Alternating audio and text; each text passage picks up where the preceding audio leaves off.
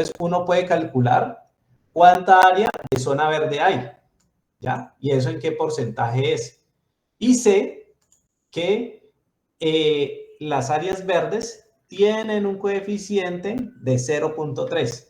Entonces, aquí el volumen que, digamos, como que es gestionado por las áreas verdes, ¿no? O esas zonas blandas. Entonces, es igual al coeficiente que es de 0,3 por el área total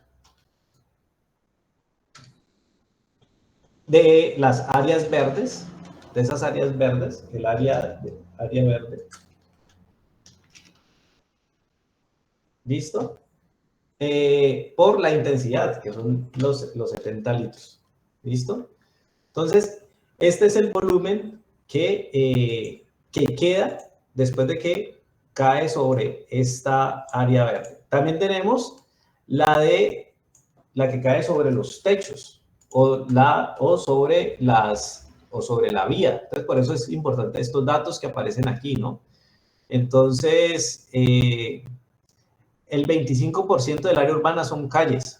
Entonces, ya sé que el 25% de esta ciudad o de esta área, entonces va a tener un escurrimiento del 0.9. Entonces, esa también la podemos, la calculamos, ¿ya? Entonces, volumen de las vías.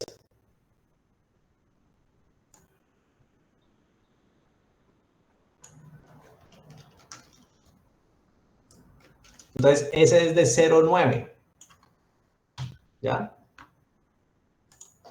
Y tenemos también un volumen asociado a los techos de las casas, ¿ya? Entonces, los techos de las casas, pues va a ser igual a lo que nos queda, a la resta de las áreas verdes menos las áreas de las calles. Entonces, ahí ya tendríamos esa área de los techos. Y los techos, si estamos hablando de viviendas de un piso, de 2 pisos, tienen 0.65.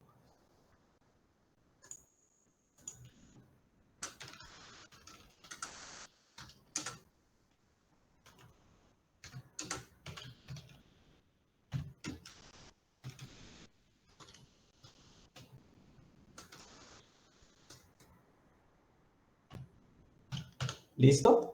Entonces, el valor que nos esté arrojando aquí, este valor, ¿dónde está?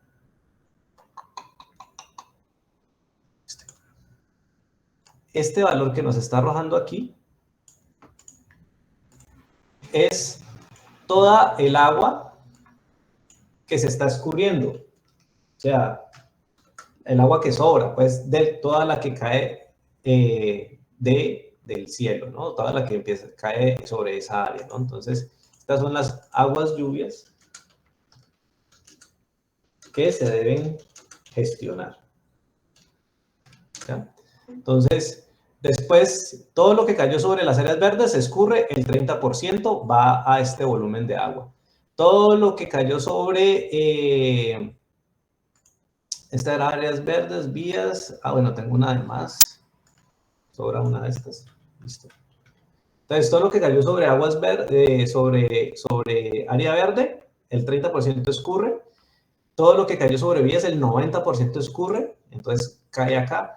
El 65% que cae sobre los techos cae acá. Entonces, todo esto es una suma de lluvia que debo gestionar, que ya es menos de todo este volumen inicial, ¿no? Este volumen inicial, pues, es bastante alto. Aquí ya, sin hacer nada, ya se infiltraron o ya se infiltró una parte de esa agua lluvia. Ahora nos dicen, bueno, entonces tengo 3 estrategias, ¿ya? Captación de aguas lluvias por vivienda. Entonces yo puedo calcular el número de viviendas. O sea, sé que en una manzana hay 35 viviendas, porque si lo asumimos que una vivienda es un techo, ¿ya? Y tengo un promedio de manzanas y tengo un área urbanizada. Entonces, ¿cuántas viviendas me dan? ¿Ya? Entonces, aquí luego yo calculo, entonces, lo que vos decías, que es el número de viviendas, ¿ya? Por el volumen de almacenamiento del tanque.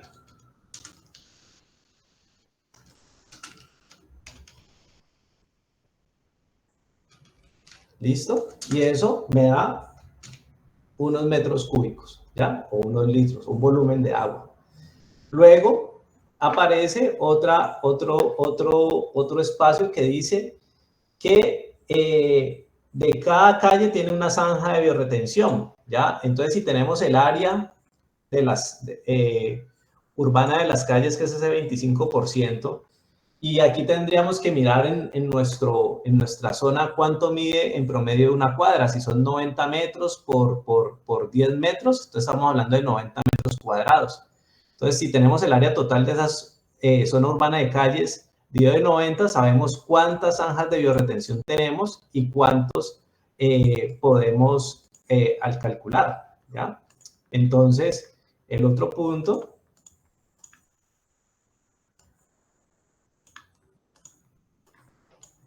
ya se viene es calcular cuántas zanjas de biorretención pues pueden estar allí en esas vías.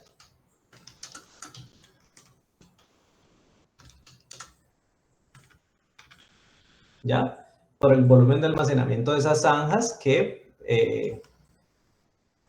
volumen de almacenamiento de los tanques de biorretención. Listo, que habíamos dicho que era de también de 2 metros cúbicos.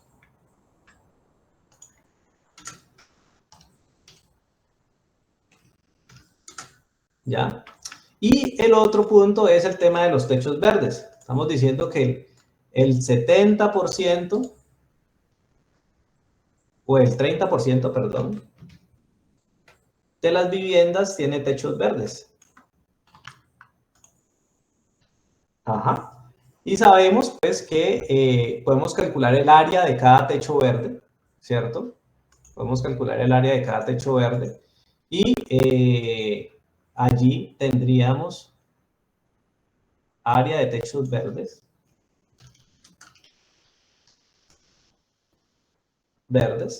¿cierto? Por el coeficiente de escorrentía de un techo verde, que uno, aquí tenemos, podemos considerar lo que puede ser similar al del pasto y el prado, ¿ya? Inclusive déjeme, yo veo por acá otra lista que yo creo que puede ser mayor.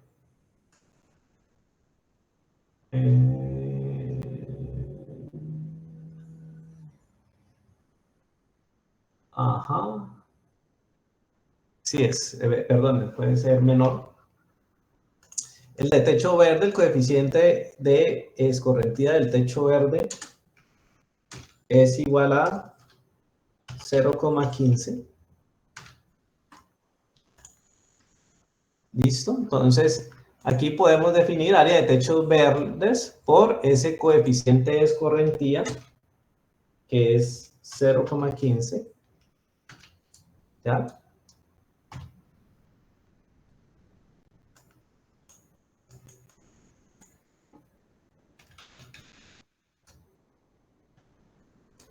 ¿Listo? Y por y la intensidad, ¿no? Que es por esos 70.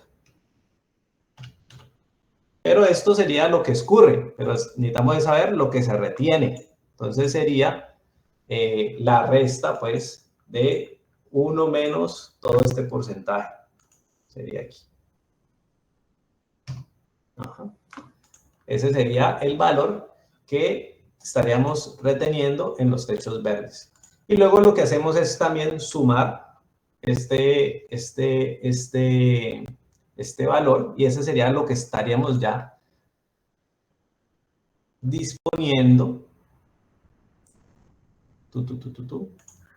Lo que estaríamos ya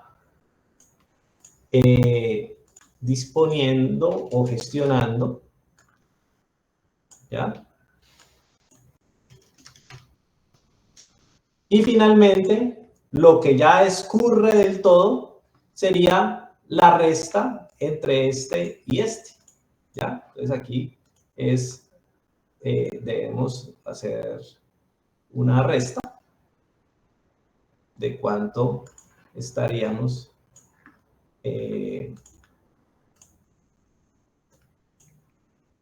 gestionando, ¿ya? El valor que nos dé, al final, entonces, podemos calcular la intensidad devolviéndonos, ¿no? Entonces, tendríamos el volumen ya que nos queda acá, dividido el área de interés, y ahí nos daría cuál sería la intensidad de la lluvia que nosotros estamos en este momento gestionando después de hacer todo este tipo de acciones que tenemos en el territorio.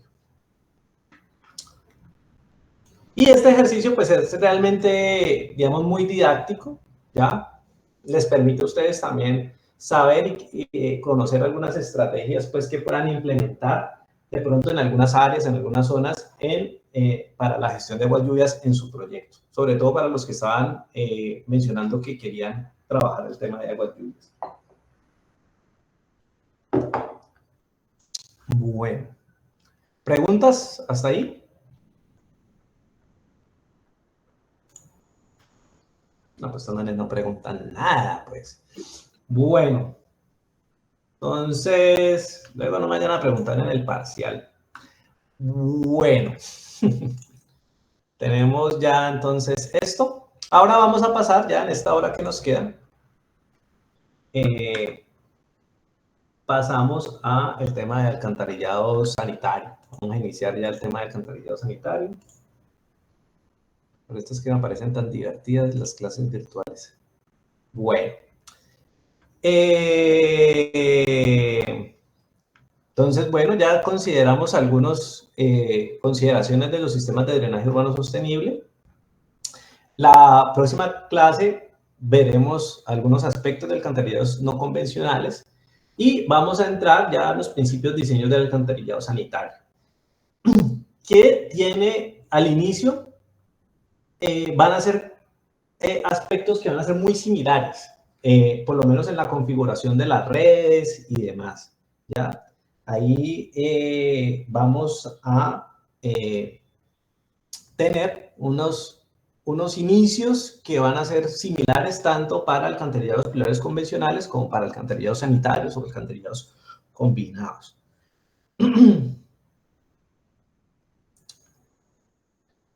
Entonces, ¿cuál es la ruta? ¿Cuál es la ruta de diseño para un alcantarillado sanitario? ¿Ya? ¿Qué necesitamos? Bueno, entonces aquí ¿qué creen ustedes que necesitamos para diseñar un alcantarillado sanitario?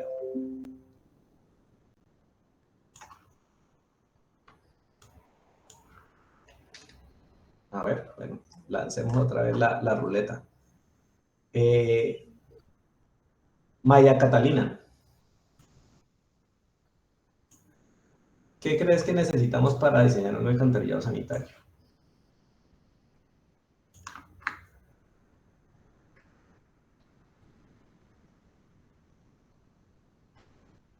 ¿Está desayunando, Catalina? ¿Se fue? No, sí, estoy acá. Ah.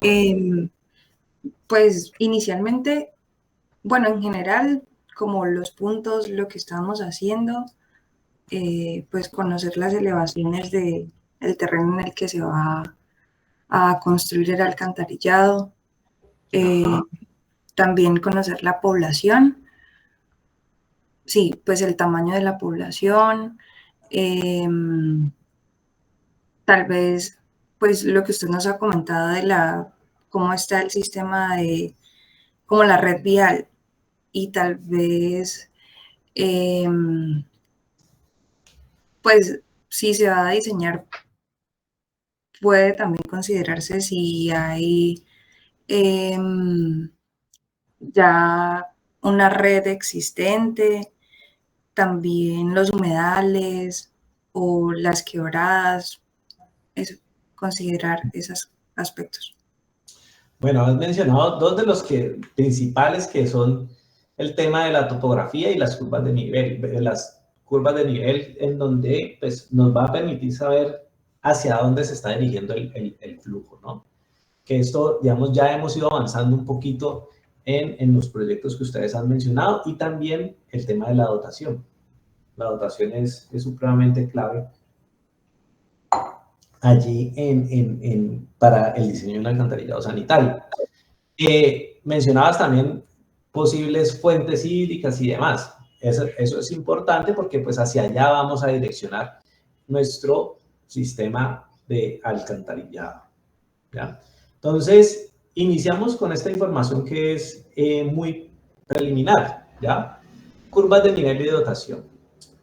La dotación, pues ustedes ya han venido trabajando el tema de la dotación, pues en el proyecto de acueductos, ¿ya? Entonces ya tienen un referente, al menos en la dotación. Y con las curvas de nivel, pues podemos definir la dirección de flujo. Hacia dónde, si ponemos una gota en esa área de estudio, esa gota para dónde va a correr, ¿ya? Entonces, allí ese es el otro punto. Las curvas de nivel nos ayudan a definir cuál va a ser esa dirección del flujo, porque pues es mucho mejor que un alcantarillado funcione pues a gravedad, ¿ya? Eso nos va a ahorrar muchos costos, que un alcantarillado funcione a gravedad. Luego viene, una vez que tenemos ya definidas esas direcciones de flujo y tenemos, digamos, como nuestras flechitas trazadas, podemos localizar las cámaras, ¿ya? E identificar cuáles van a ser tramos iniciales y poner las cotas de terreno en esas cámaras. Ese es como el siguiente punto.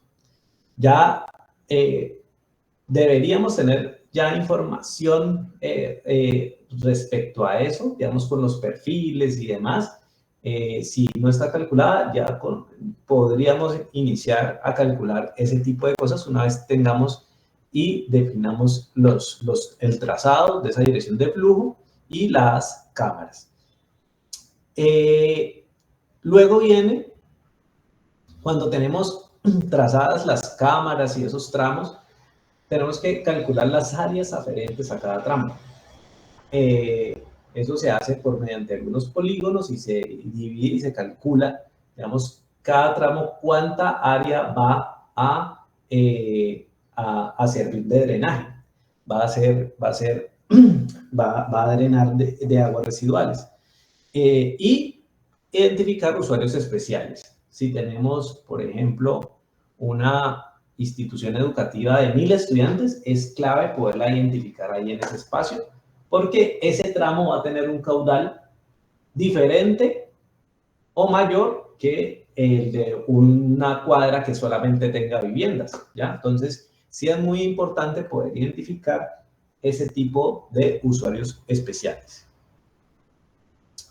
Ya cuando tenemos esos usuarios especiales y tenemos la dotación, con esa información podemos calcular el caudal por tramo, ¿ya? Y ese caudal por tramo también tenemos que afectarlo por unos coeficientes de mayoración, que es el factor máximo horario, y también las tuberías.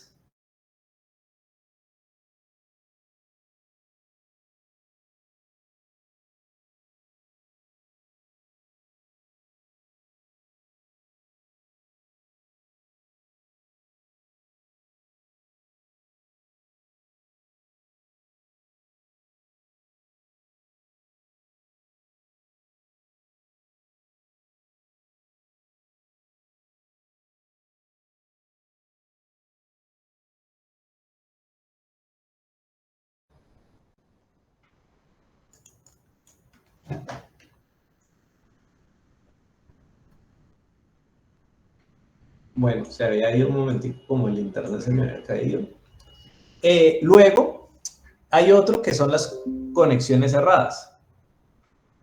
Las conexiones cerradas obedecen a las personas que están conectando o que conectan aguas lluvias a un sistema de alcantarillado sanitario, ¿ya? O que conectan aguas residuales domésticas a un alcantarillado pluvial.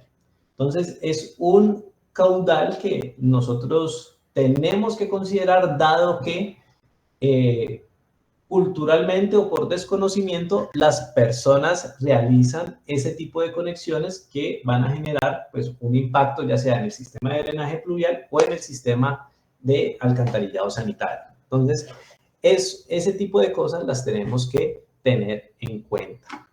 Y entonces, con esta información, nosotros podríamos calcular ya el caudal por cada uno de los tramos que nosotros vamos a validar o vamos a rediseñar. Luego viene definir el material y las pendientes. Si nosotros ya tenemos las cotas de terreno, podemos calcular las pendientes del terreno en cada tramo, ¿ya? Y el material es importante también, porque tenemos material de PVC, de hormigón simple, hormigón reforzado. Todos esos tipos de materiales tienen unos coeficientes de rugosidad diferentes. Y ese coeficiente de rugosidad va a ser un factor que determine el caudal que pueda transportar cada tubería, ¿ya? Dentro de las ecuaciones de diseño que tienen las tuberías de PVC o de hormigón, ¿ya? Entre más bajito sea el coeficiente de fricción, ese coeficiente puede transportar más agua, ¿ya? Entonces, por eso es importante saber qué material vamos a incluir. Entonces, son más eficientes, evidentemente, las tuberías de PVC, por ejemplo, que una de hormigón concreto, si estamos hablando en el mismo diámetro y en la misma pendiente. ¿Ya? Puede transportar más agua una de PVC que una de hormigón. Luego se viene un diseño hidráulico, ¿ya? Entonces, una vez que tenemos ya las cotas de terreno, que tenemos las pendientes del terreno, que tenemos definidas las direcciones de flujo, que calculamos los caudales por cada tramo, ¿ya? Que definimos qué material vamos a tener, ahí sí podemos ya trabajar el diseño hidráulico. Y el diseño hidráulico, ya, pues, es básicamente calcular el diámetro y validar pues las pendientes y que me garantice que el agua que estoy transportando tiene que la tubería que yo estoy diciendo que el diámetro que estoy planteando tiene la capacidad de llevar esa agua residual que estoy produciendo. Sin embargo, hay un punto que cuando uno calcula ese diámetro, a veces le da por decir algo 10,7 centímetros de diámetro. Pero realmente ese diámetro no existe, ¿ya? Un diámetro de 10,7. Entonces nosotros allí tenemos que ajustar el cálculo a un diámetro comercial, ¿cierto? Al más cercano, ¿ya? Y luego uno lo que hace es volver a chequear si las velocidades, la fuerza atractiva y la altura que tiene el agua en esa tubería, digamos, coinciden con los estándares que tiene un alcantarillado sanitario o un alcantarillado pluvial. Y esos estándares están relacionados con estas tres variables: la velocidad, la relación de altura y diámetro, de la altura del agua y el diámetro, y la fuerza atractiva. La fuerza atractiva era lo que les comentaba ahora, que es la capacidad que tiene el agua de poder arrastrar el sedimento que esté en esa tubería, ¿ya? Si yo tengo una fuerza atractiva muy baja, se me va a sedimentar allí diferentes posiciones y se van a generar muchos problemas de olores, ¿ya? Por eso es importante esa fuerza atractiva. Entonces hay unos valores, hay una velocidad mínima y una velocidad máxima. ¿Ya? Hay una fuerza atractiva mínima también que se debe trabajar. Lo ideal es que se pueda superar ese valor de referencia, ¿ya? Y relaciones de la altura del agua con respecto al diámetro. Los alcantarillados sanitarios usualmente no superan el 85% de la altura total, ¿ya? Si supera el 85%, uno cambia el diámetro para que esa altura sea menor. ¿Ya? Entonces tenemos, estos son cortes transversales, ¿ya? De unas tuberías. Y tenemos, esta es la altura del agua, entonces aquí tenemos una relación de la altura del agua con respecto al diámetro, ¿ya? Muy pequeñita, ¿ya? Más cercana a cero, digámoslo así, pero cuando el tubo está más lleno, ¿ya? Esta relación de Y sobre D, pues va a estar más cercana a 1, ¿ya? Lo ideal es que esta relación no supere el 85%, o sea, 0,85. Ese sería lo ideal. Para alcantarillado sanitario.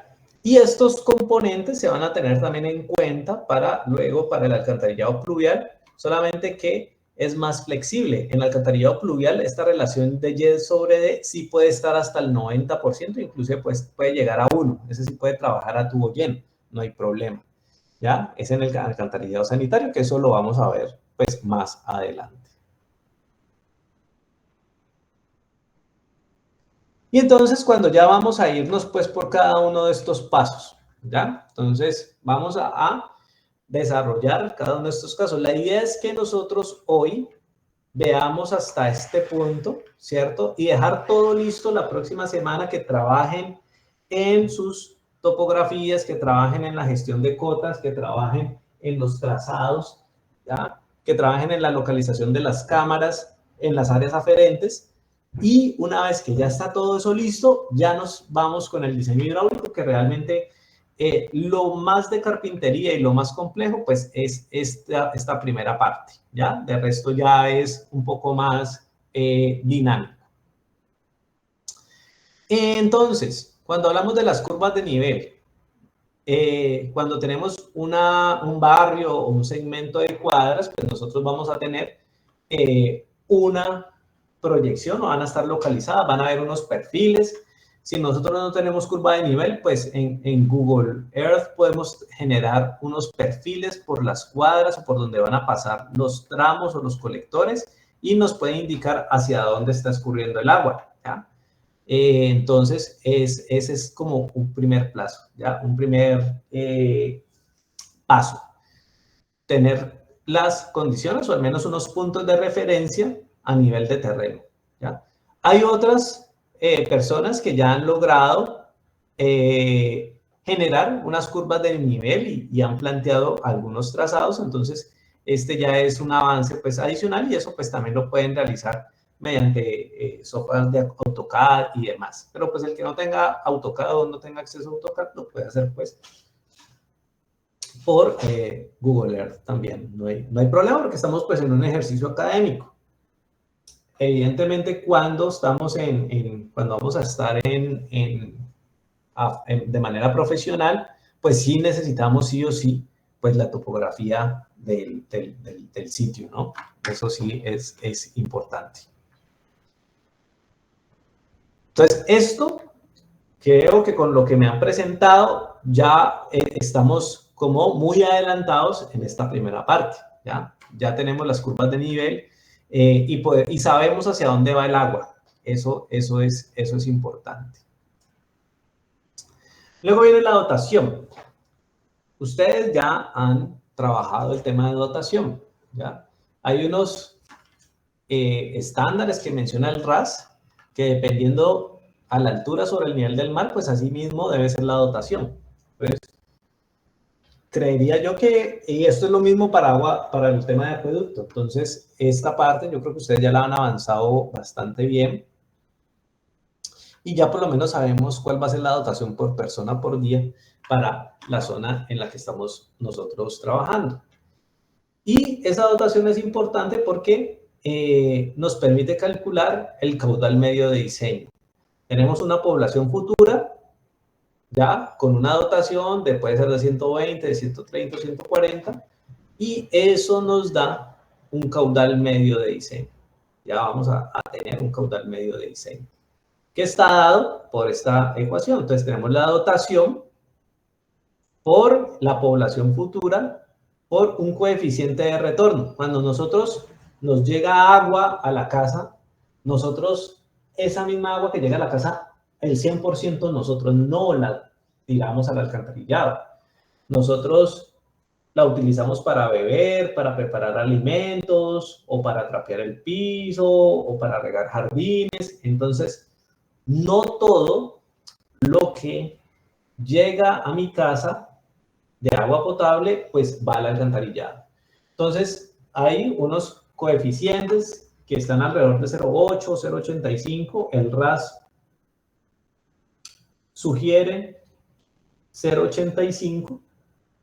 Entonces, con ese valor podemos nosotros predecir cuánto va a ser el caudal medio de diseño de nuestra, o la generación de aguas residuales, pues de nuestra comunidad, ¿ya? Hay, lo que les decía ahora, hay caudales de aguas residuales que no son no domésticos, pueden haber actividades industriales, ¿ya? Por decir algo, yo tengo una empresa papelera que está llegando al alcantarillado. Yo tengo que estimar en este caso el caudal de esa empresa papelera, porque pues me va a afectar todo el sistema si no lo tengo en cuenta, ¿ya?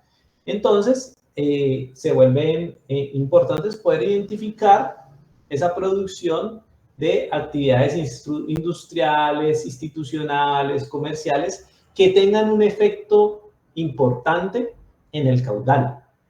Por decir algo, si yo tengo una cuadra en donde hay 3 tiendas de zapatos, realmente eso no me va a afectar el caudal, no me va a afectar el caudal, porque es una actividad en donde pueden trabajar 2 o 3 personas que tienen una unidad sanitaria ahí en esa tienda, entonces no va a haber ningún efecto, ¿ya? No va a impactar.